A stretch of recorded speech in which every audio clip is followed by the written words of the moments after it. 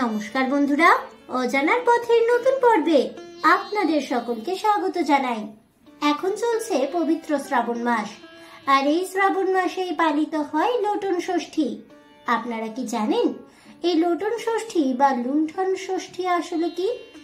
কেন এই ষষ্ঠী বাংলার ঘরে ঘরে পালিত হয়?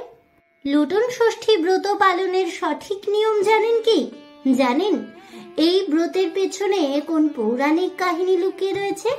বন্ধুরা, এই সব তথ্যই জেনে নিন আমার আজকের এই ভিডিও থেকে। লোটন ষষ্ঠী সম্পর্কে বিস্তারিত জানতে হলে অবশ্যই ভিডিওটি স্কিপ না করে শেষ পর্যন্ত দেখতে থাকুন। নমস্কার বন্ধুরা, অজানার পথের নতুন পর্বে আপনাদের সকলকে স্বাগত জানাই। বাঙালির 12 মাসে 13 পার্বণ, আবার 12 মাসে 13 ষষ্ঠীও বটে। সন্তান দায়িনী করুণার মূর্ত বিগ্রহ ষষ্ঠীর উপাসনা বাঙালির ঘরে জনপ্রিয় প্রাচীন কাল থেকেই। আজও পল্লী বাংলার পথে প্রান্তরে বিভিন্ন স্থানের লৌকিক দেবীদের মধ্যে ষষ্ঠী, চণ্ডী, শীতলা ও কালী অগ্রগণ্য। মা ষষ্ঠী হলো আদি জননী, সন্তানদের রক্ষাকর্তা হিসেবেই তিনি খ্যাতা। মা ষষ্ঠীর পুজো হয়ে থাকে 12 মাসে, তেমনি প্রতি মাসের মতো শ্রাবণ মাসেও ষষ্ঠীর এক বিশেষ রূপ পূজিত হয়, যার নাম হলো লোটন ষষ্ঠী বা লুণ্ঠন ষষ্ঠী। ষষ্ঠী হলো আদি জননীর রূপ। তার যে চিহ্ন ব্রতের সময় আঁকা হয়, সেখানে তার কোলে, কাঁধে, হাতে একটি করে শিশু থাকে। এই চিহ্নের নিজস্ব তাৎপর্য আছে। বলা হয় যে মা ষষ্ঠীর কাছে সন্তান সন্ততির মঙ্গল কামনায় বাংলার মায়েরা মেতে ওঠেন বিভিন্ন ষষ্ঠী পূজা ব্রত। তেমনি একটি পূজা ব্রত হলো লোটন ষষ্ঠী বা লুণ্ঠন ষষ্ঠী। শ্রাবণ মাসের শুক্লপক্ষের ষষ্ঠী তিথিতে পালিত হয় লোটন ষষ্ঠী ব্রত। সন্তানের মঙ্গল কামনায় পালন করা হয় লোটন ষষ্ঠী বা লুণ্ঠন ষষ্ঠী ব্রতটি। এ ব্রত পালনে মায়েরা পুত্র শোক পায় না, সে সাথে সংসার সুখের হয়ে ওঠে। গর্ভবতী মহিলা হলেও এটি করা যায়, তবে কোনো বন্ধ্যা বা সন্তান উৎপাদনে অক্ষম মহিলা কিংবা বিধবা মহিলাদের এই লৌকিক উপাচার পালন করার বিধান নেই। যে কোনো পুত্রবতী সধবা মহিলাদের একান্ত উৎসব এটি। নিজে অথবা পুরোহিত ডেকে পুজো করাতে হয়। কোনো কারণে দিনটি সোমবার, মঙ্গলবার, শুক্রবার কিংবা শনিবারে পড়লে তবেই সেদিন লোটন ষষ্ঠীর পূজা করা যায় না, শুধুমাত্র নিয়মটুকু মেনে চলতে হয়। লোটন ষষ্ঠী ব্রতের উপকরণ হলো আতপ চাল, গুড়ের পিঠে, ছোট ছোট ক্ষীরের নাড়ু, আখের গুড়, ডাব, ঘি, ফল, মিষ্টি, তরকারিও দেওয়া হয় কোথাও কোথাও। মেঝেতে আলপনা দিয়ে তার সামনে বটের ডাল রাখতে হবে। এবার তার সামনে ঘট স্থাপন করে তাতে দিতে হবে তেল, হলুদ বাটা এবং দই। এর সাথে 7টি, কোথাও কোথাও আবার 9টি ক্ষীরের নাড়ু বা লোটন তৈরি করে ষষ্ঠী দেবীর কাছে নৈবেদ্য হিসেবে দিতে হয়। এই নাড়ুকেই লোটন বলা হয়। পূজা শেষে দেবীকে প্রণাম করে লোটন ষষ্ঠীর ব্রত কথা শোনার বিধান রয়েছে। যিনি ব্রতকারী বা ব্রতিনী, তিনি 7টি অথবা 9টি নাড়ুতে গোবর মাখিয়ে মাটিতে ফেলে দেন, অর্থাৎ লুটিয়ে পড়ে নাড়ুগুলি, লুণ্ঠিত হয় সেগুলি। এরপর চুলের সাহায্যে শালপাতার থালায় আবার এগুলিকে তুলে রাখা হয়। একেই বলা হয় লোটন তোলা।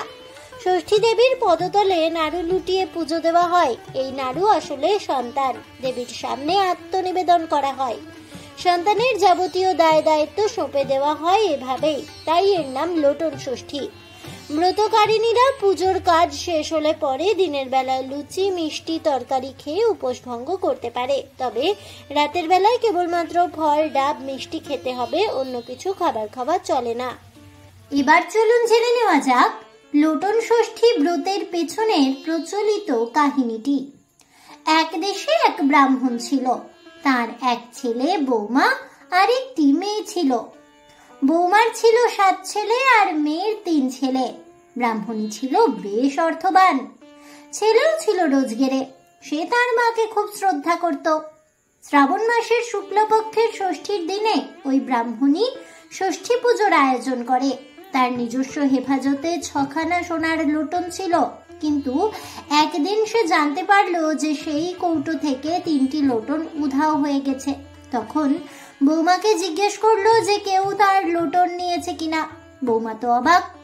এই কথায় সে কাঁদতে কাঁদতে ছেলের মাথায় হাত দিয়ে দিব্যি করে জানায় যে সে যদি লোটন চুরি করে থাকে তবে সে যেন তার 7 ছেলের মাথা খায়। এরপর ব্রাহ্মণী তার মেয়েকে এই বিষয়ে জিজ্ঞাসা করায় মেয়েও বৌমার মতোই কান্নাকাটি করে জানায় সেও নির্দোষ। তখন বাধ্য হয়ে ব্রাহ্মণী আরো 3টি ক্ষীরের লোটন গড়ে পুজো করা শুরু করে। এদিকে বৌমা 7 ছেলে নিয়ে ঘুমিয়ে পড়ে। রাতের বেলা তার স্বামী এলে তাকে সব কথা জানায় তার মা। তখন রেগে সে আর বউয়ের কাছে শুতেই গেল না, মায়ের কাছে শুয়ে পড়ল। সকালে বৌমা ঘুম থেকে উঠে দেখে যে তার 7টি ছেলেই মারা গিয়েছে। খুব কাঁদতে লাগলো সে। তখন অবস্থা বুঝে ব্রাহ্মণীর মেয়ে তার মাকে ও দাদাকে জানায় যে এই লোটন চুরি করেছে তার বৌদি, তাই তাকে ঘর থেকে বের করে দেওয়া উচিত।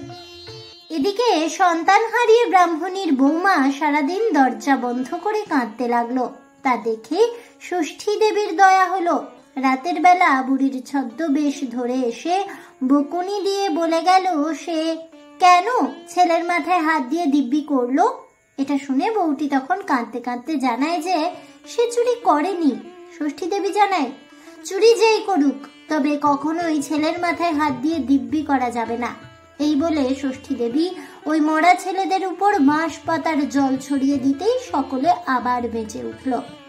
ছেলে ফিরে পাওয়ার আনন্দে বউটি তখন জীবিত ছেলেদের নিয়ে ঘর থেকে বেরিয়ে স্বামী ও শাশুড়িকে দেখালো এবং সমস্ত ঘটনা খুলে বলল। অন্যদিকে ব্রাহ্মণীর মেয়ে ঘুম থেকে উঠে দেখলো যে তার 3 ছেলেই মারা গিয়েছে। স্বভাবতই তা দেখে তার তো মূর্ছা যাওয়ার অবস্থা। তখন সে সেই মুহূর্তেই শুনতে পেল এক অমোঘ গর্জন।